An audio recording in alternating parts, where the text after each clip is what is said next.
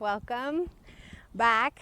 Sorry it's taken me so long, you guys. I've been really busy. I've been running and doing a lot of other stuff. Some family situations come up. I have a family member that's on hospice right now, so we're all just kind of gathered around trying to support each other and support my aunt and, you know, get through this time, get through this COVID time, get through this everything time. So I've been a little bit busy, but I wanted to show you guys the truck. Just a little background information right now. I had a shop lined up to do the work on the truck, which was basically just to remove the bed, you know, put mud flaps, put rear lights, and you know, put the gooseneck hitch on it and stuff like that. I had a shop lined up, dropped off the truck, paid half. They said it'll be ready in 2 days. I already had loads lined up, of course, right? I mean, why would you not already have loads lined up when your truck's in the shop, right? So I'm going off of the information that I'm being given, and based off of that information, I had already made my schedule and dropped off the truck, put half down, you know, $2,000. See you in 2 days. You know, the bed will be removed. You guys are going to pick it up, everything, blah, blah, blah. It was going to be great. It's going to be beautiful. It's going to be the most beautiful job ever, right? No. So I went back to the shop the next day just because I needed some measurements on the truck for something. So I went back to the shop and I was like, hey, you know, let me get back out there. And the guy I set up the deal with was not at this shop. This is a shop that I've gone to before for parts and stuff like that, but they know me, you know. And the guy was not there. It was some other guy, and he was like, oh no, this truck's not going to be ready for another week or week and a half. You know, we've got 6 other trucks and trailers in front of you, and you know, everything changed. You know, everything changed. So I said, okay, well, you know, I can't wait for you. So give me my truck, give me my money, I gotta go. And that's pretty much what happened. I ended up running with the bed on this truck for probably like 3 weeks before I was able to get this done. And let me try and run through this for you guys. So basically, I have all-terrain tires on this truck. Those are the tires that came with the truck. And basically, I ran my first load to Arizona without swapping the tires out before I ran my load. So I have these tires. I wanted to swap them out for, you know, highway tires. I didn't get a chance to, and now it's too late. So I am going to do an experiment. It's a good opportunity to do an experiment on all-terrain tires, how much noise, you know, what the MPG is like, whether or not I'm going to get stuck, which I have gotten stuck a couple times. Of course, 4-wheel drive got me unstuck. I didn't have to call a wrecker or anything, but I had gotten stuck with highway tires in mud before with the Enterprise rental. So now I get to do an experiment on these all-terrain tires and see how they work for me. So far, the noise is not unbearable, so you know, that's a good thing. And then I'm just kind of keeping track of them to see, you know, how long they last and how they wear and stuff like that. So we'll see. Another thing that was left unchanged was the gear ratio on this truck. I have you know, the truck came with 355 gear ratio, and it's going to stay with 355 gear ratio. I don't feel at this point that I need more power. I have plenty of power. This truck gives me plenty of power, and I don't feel that I need to sacrifice mileage per gallon in order to have more power. At least that's what I'm understanding. So everybody's got an opinion. That's nice. Thank you. And I have mine, and that's what mine is. And it's my truck. So that's that. And moving on. So gear ratio is the same. I have all-terrain tires.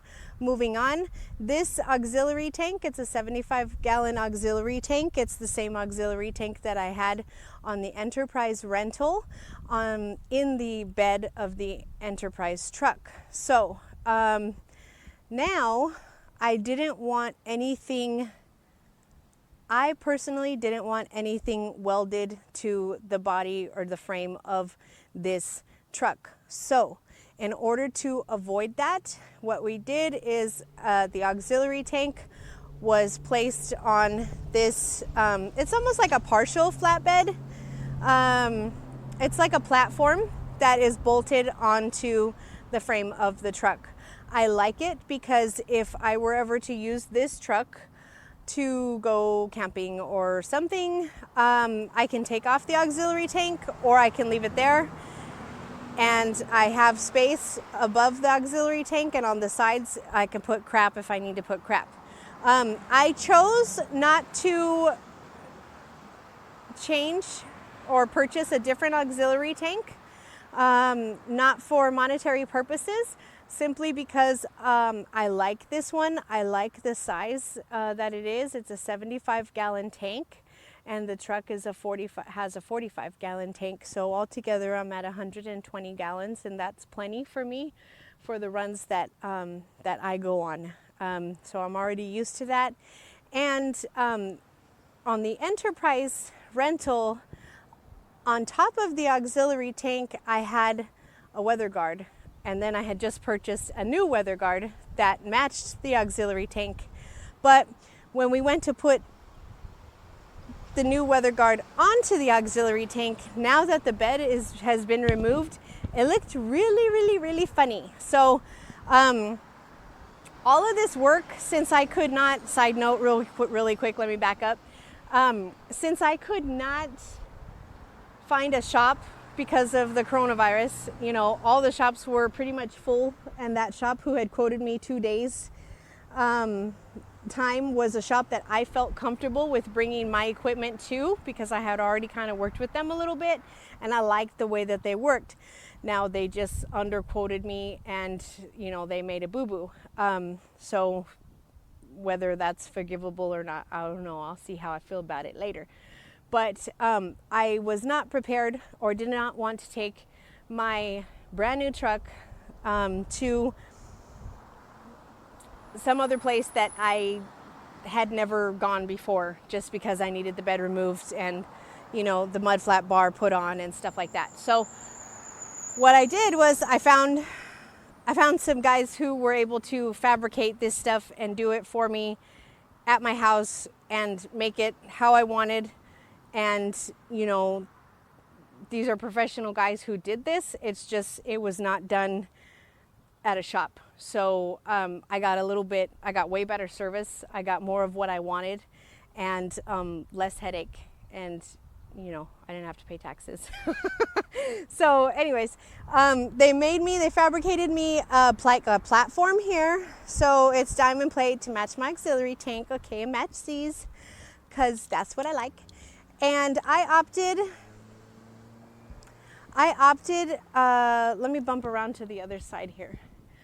I opted to leave the auxiliary tank the way it is. So I did not want to,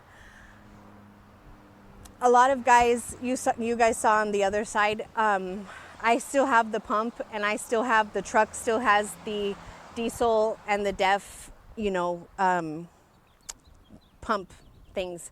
So I opted to just leave these things as is. I didn't want to bolt into the frame of the truck because I wanted everything to be changeable if I wanted to change it. Tomorrow, if I have the bed of this truck at my house, if I wanted to completely take all of this stuff off and put the bed back on it, I could do so very easily.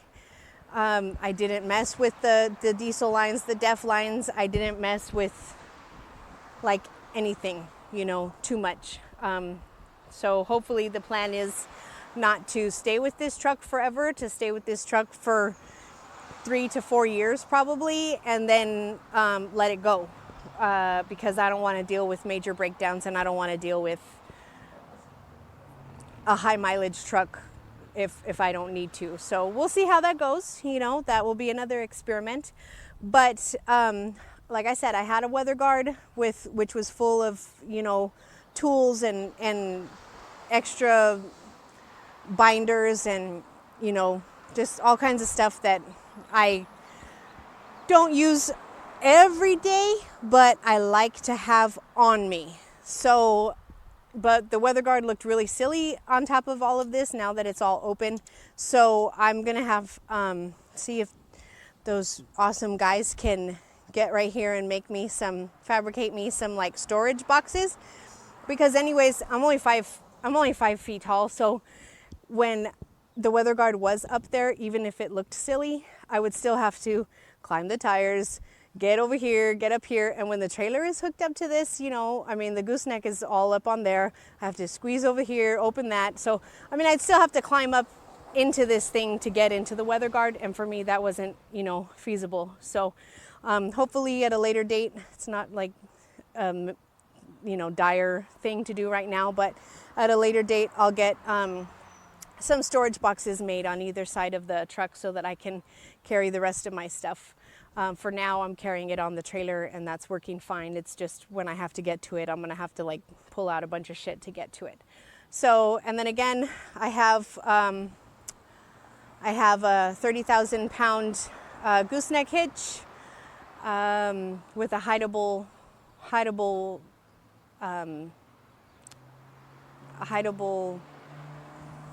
ball, Jesus, gooseneck ball, so I can flip that around and then it kind of makes things flat.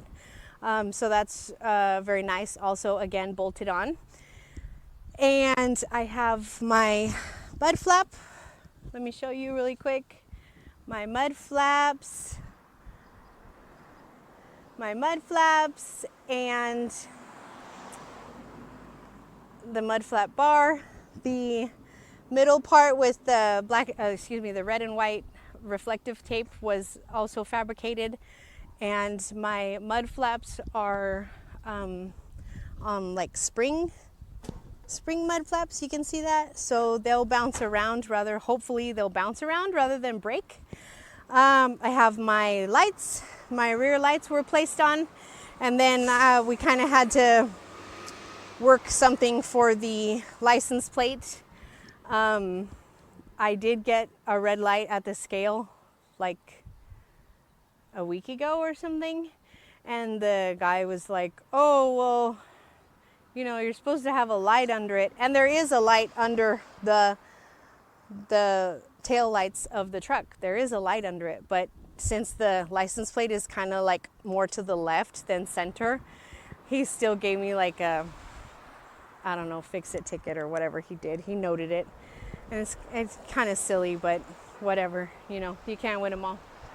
So I made an adjustment to that, and hopefully now it'll be more appeasing to the CHP gods at the scales. So, and then really quick, I just want to show you guys, here is the diesel and the DEF you know, lines, and there's the lines, and they're at a perfect angle and they work perfectly. And, you know, again, if I were ever to go and put the bed of this truck back on it, I don't need to rerun any wires or do anything like that. The nice thing is this truck came with auxiliary switches. So the guys put the battery line for my auxiliary tank. They hooked it up to the engine or whatever of the truck, and so now I just flip one of my auxiliary switches, and then I have power. So it's really nice. So let me give you guys a quick overview of everything. That's the truck.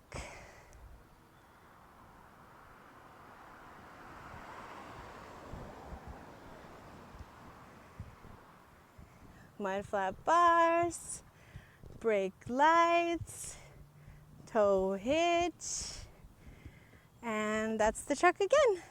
And that's it. pretty basic, pretty simple. I didn't do too much. There's a couple things I want to do in the future.